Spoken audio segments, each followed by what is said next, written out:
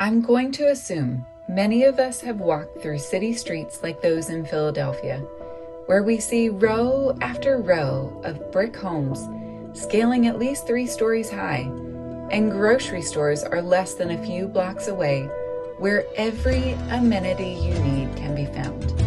But have you ever walked through a rural village where you see a city of huts, houses made out of a few cement blocks and mostly thatched roofs, where no electricity runs, and where people spend most of their day preparing the only meal that they will have for that day and washing their only change of clothes? Have you also thought of maybe having a childhood at the age of 12 or 14 where you carry the financial burden to provide for your entire family, leaving for months on end to go to an unfamiliar city, fight for work daily, ultimately to hold your family together?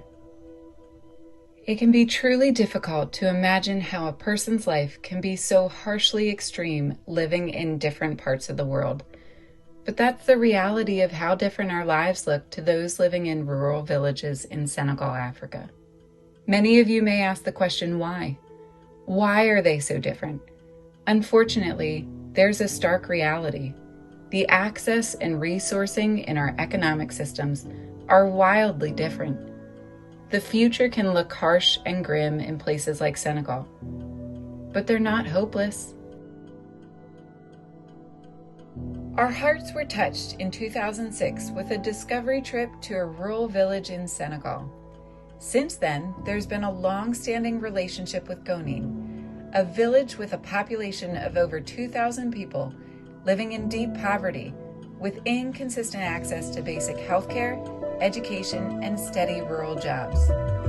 For a number of years, we've provided annual health screenings and treatments, slowly improving villager health in ways that make the sub-Sahara heat and living conditions more manageable. In 2012, we were able to provide fresh, clean water to the village from 5 miles away, reducing life-threatening health concerns and high blood pressure.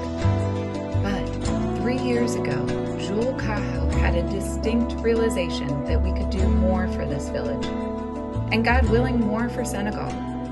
Having a blended experience working in the U.S. and intimately knowing Senegalese culture and its opportunities has fueled and crystallized our mission. We believe every resident has the opportunity to thrive personally, economically, and spiritually through and within the village of Gonin, bringing joy to families who are more connected and creating security in the next meal and basic living needs. We have an animal care program, the very first business venture which brings veterinarian and pharmaceutical care for animals in Gonin and its neighboring villages. The program has recently added a livestock growth project that materialized profit in its very first year. There's an agriculture program. With 50% of Senegal's economy based in agriculture, Gonin is building a farming community and healthy business practices, enabling families to generate revenue from crop sales. 7 farmers have subscribed, and there's a growing waiting list for this program. In 2022, Gonin's Light of the World School launched. While government schools are more accessible in the city, rural schools risk more instability as travel hinders consistent teaching. Gonin School has a full kindergarten and first grade class now, with locally based teachers that bring education and Bible lessons into the classroom daily. Through generous partnerships like you, teachers like Tenning can empower her 32 kids to reach for a better tomorrow. 2023 sparked our newest program with women's ministry. Over 30 women attend weekly literacy classes, and these women are hungry learners as they seek to improve family care and communication, as well as read their Bibles independently.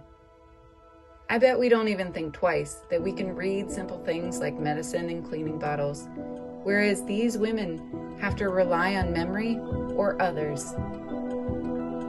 And finally, Gonin's church, built in 2015, has become the backbone to support programs based on instilling faith, values, and moral character. Today, there are numerous outreach ministries involving youth and adults, as well as regular teaching. These programs have already critically contributed to the Gonin ecosystem. However, more must be done in each program to bring it into sustainability. We have seen beauty in these growing programs. We have seen God moving through His Gonin people. They have hope that they can improve their lives now and for future generations. We are simply drawing out the gifts God has given people in Gonin, building their skills, providing them useful tools to run their village, and creating in-country partnerships to fuel growth and stability.